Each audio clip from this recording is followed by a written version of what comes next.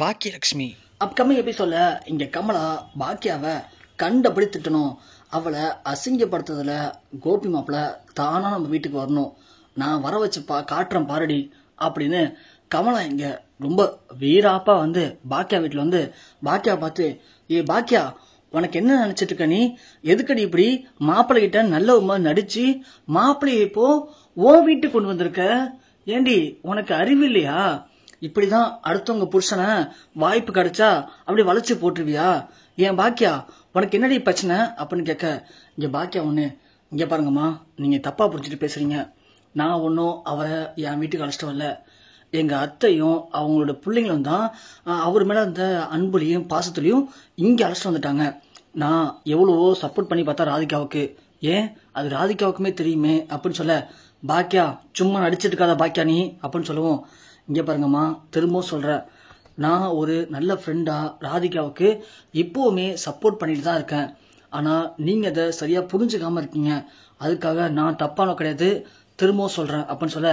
சும்மா நிப்பாட்டு பாக்கியா இப்படியே நடிக்காத, நீனு இப்படிதான் நல்லா பல மாதிரி பேசுற, ஆனா உங்க அத்தைக்கு சப்போர்ட் பண்ணிக்கிட்டு நீ வந்து உங்க காரியத்தை சாதிச்சிட்டு இருக்க, நான் அடிக்கிற மாதிரி அடிக்கிறேன், நீங்க ஓடுற மாதிரி ஓடுங்கன்னு என்ன நீயும் உங்க மாமியார் வந்து பூச்சாண்டி காட்டி நாடகம் போடுறீங்களா, இங்க பாரு பாக்கியா இப்பயே சொல்லிட்டேன், என் மாப்பிள்ளை என் வீட்டுக்கு இப்ப வரணும், என் பொண்ணோட வாழ்க்கைக்கு இல்ல நீ ஒரு பதில் சொல்ற, இப்படி அடுத்தவங்க புருஷன் தெரிஞ்சும் இப்படி அபகரிச்சு வந்து உன் வீட்டுல வச்சிருக்கேடி, கேட்டா எனக்கு ஒன்றும் தெரியாது இப்படி குழந்தை மாதிரி நடிக்கிற அப்படின்னு இங்க கமலா பேச, இங்க பாருங்கம்மா திரும்பவும் சொல்ற, வார்த்தை விடாதீங்க, அப்புறம் நான் பேசினா தாங்க மாட்டீங்க, ஏண்டி பேசுவ, என்ன பேசுவ, என் வீட்டு மாப்பிள்ளை உன் வீட்டுல இருக்க வரைக்கும் நான் அப்படிதாண்டி பேசுவேன், அப்படியா என்ன சொன்னீங்க, உங்க வீட்டு மாப்பிள்ளையா, உங்க பொண்ணுடைய வாழ்க்கையை நான் அடிச்சிட்டேனா, நான் நடிக்கிறேனா, இங்க பாருங்க ஃபர்ஸ்ட் ஆஃப் ஆல் அவர் உங்க வீட்டு மாப்பிள்ளை, சரி ஓகே உங்க வீட்டு மாப்பிள்ளை தானே, ஏன் உங்க வீட்டு மாப்பிள்ளை அன்னைக்கு நைட்டு நெஞ்சு வெளில துடிக்கும் போது போன் அடிக்கும் போது ஏன் எடுக்கல, உங்க வீட்டு மாப்பிள்ளை தானே, போன் அடிச்ச உடனே எடுத்து பேச வேண்டியதானே, உடனே ஓடி இருக்க வேண்டியதானே, அவரை காப்பாத்துறதுக்கு ஹாஸ்பிட்டல் போய் உட்காந்துருக்க வேண்டியதானே, ஆனா உங்க வீட்டு மாப்பிள்ளை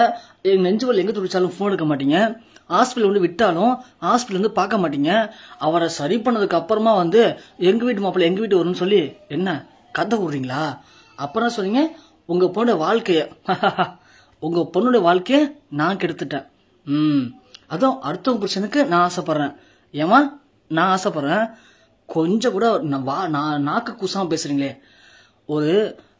3 குழந்தைகளுக்கு அப்பா, ஒரு குடும்பத்தோட தலைவன், அப்படி இருக்கிறது தெரிஞ்சும் இவங்க பொண்ணு காதலிக்கிறாங்கன்னு தெரிஞ்சுக்கிட்டு கொஞ்சம் கூட வெக்கமானமே இல்லாம ஒரு ஆம்பளைய வளைச்சு போட, ஒரு பொண்ணுக்கு உடந்தையா இருந்து அந்த குடும்பத்தை விட்டு அவரை பிரிச்சு எப்படியாவது அழைச்சிட்டு போய் தான் பொண்ணோட வாழ்க்கை நல்லா இருக்கணும்னு இருக்கிறதுக்காக எப்படியாப்பட்ட திட்டத்தை போட்டு எங்க குடும்பத்திலிருந்து அவரை பிரிச்சு அழைச்சிட்டு போனீங்க, எப்படி என்ன டிவோர்ஸ் பண்ண வச்சீங்க ஞாபகம் இருக்கா, நீங்க வந்து அடுத்தவங்க புருஷனுக்கு ஆசைப்படுறேன்னு என்ன சொல்றீங்களா, அவர் ஃபர்ஸ்ட் என் புருஷனா இருந்தாரு, என்கிட்ட இருந்து கொஞ்சம் கூட வெக்கமான சூடு சொரணையே இல்லாம என்கிட்ட இருந்து அபகரிச்சுட்டு போனது நீங்க, 3 பிள்ளைங்களுக்கு அப்பா, அதுவும் கல்யாண வயசுல 2 பேரும் கல்யாணமே ஆயிடுச்சு, அந்த நேரத்துல கூட கொஞ்சம் கூட வெக்கம் இல்லாம என் புருஷன் என்கிட்ட பிரிச்சுட்டு நீங்களாம் வந்து அடுத்த புருஷனுக்கு ஆசைப்படுறத பத்தி நீங்க பேசுறீங்களா, என்ன சொல்றீங்க நடிக்கிறேன், என்னம்மா நடிச்சு என் குடும்பத்தை கெடுத்தீங்க, நீங்க பண்ண பிரச்சனை தாங்க, என் மாமனாரு அப்படியே மனசுடைஞ்சு போய் இறந்து போனாரு,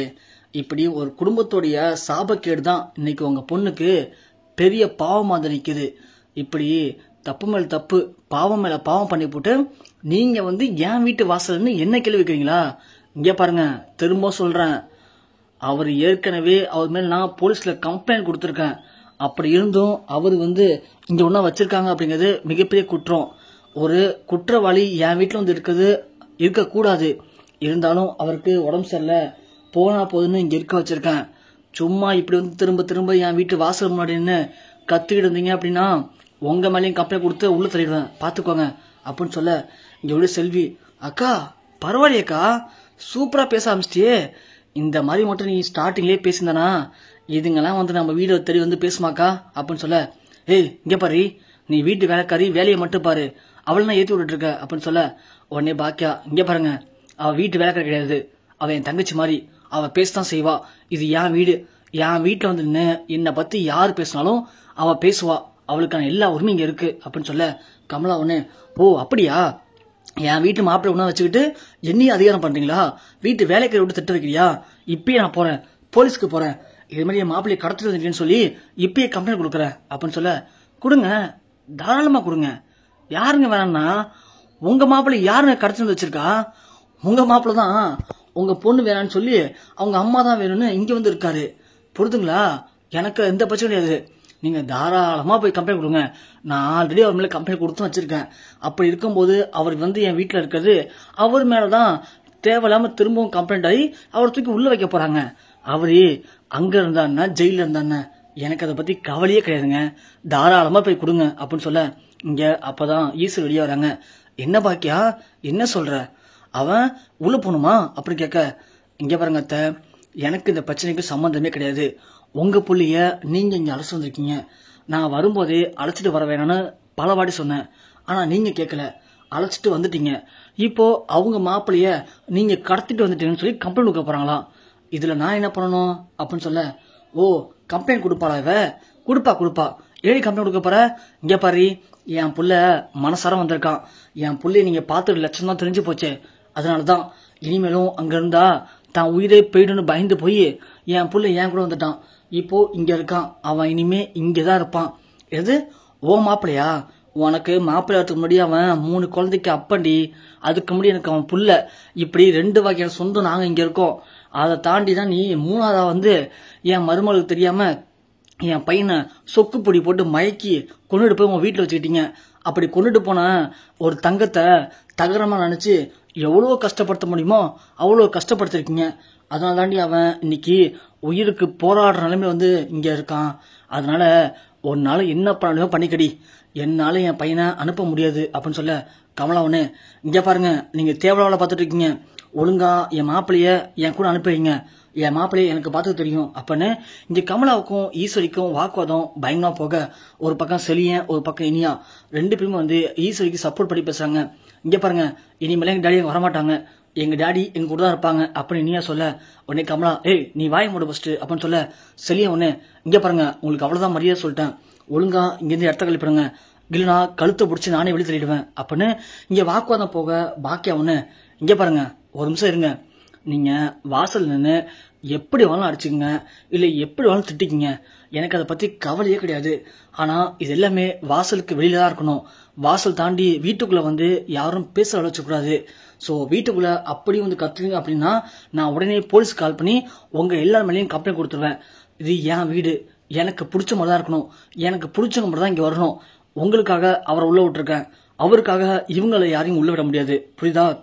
சீக்கிரமா உங்களுக்குள்ள நீங்களே பேசி ஒரு முடிவெடுத்து என்ன பண்ணலாம்னு முடிவெடுத்துக்கோங்க, ஆனா திரும்ப திரும்ப என் வீட்டு வாசல் வந்து என் கிட்ட வந்து யாராவது அவனை ஏமாத்திட்ட, நீ நடிக்கிற, அடுத்தவன் புருஷனுக்கு ஆசைப்படுற, நீ கொண்டு வந்து இங்க வச்சிருக்க